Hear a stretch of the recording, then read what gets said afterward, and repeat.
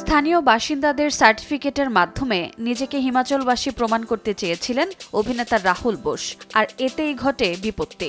অভিনেতার বিরুদ্ধে প্রতারণার অভিযোগ এনে হিমাচল প্রদেশের হাইকোর্টে মামলা দায়ের করেন সিমলার জুব্বাল রাজপরিবারের সদস্য দিব্যা কুমারী। আগামী 18 ডিসেম্বর মামলার শুনানির দিন ধার্য করেছে আদালত।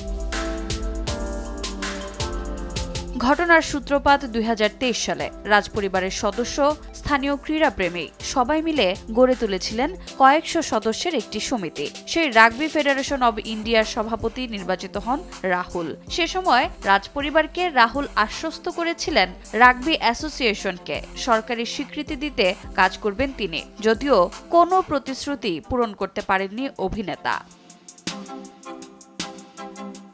এদিকে রাগবি ছাড়াও নতুন আরও একটি সমিতি গঠন করেন রাহুল, যেখানে হিমাচল প্রদেশের এক স্থানীয় বাসিন্দার সার্টিফিকেট জাল করে নিজেকে সেখানকার সদস্য বলে উল্লেখ করেন তিনি। দিব্যার অভিযোগ, রাহুল বোস কলকাতায় জন্মগ্রহণ করলেও তার আধার কার্ড, পাসপোর্ট এবং স্থায়ী বাসিন্দার সার্টিফিকেট মহারাষ্ট্রের। কিভাবে একসঙ্গে এতগুলো রাজ্যের কেউ স্থায়ী বাসিন্দা হতে পারেন, প্রশ্ন তুলেছেন তিনি।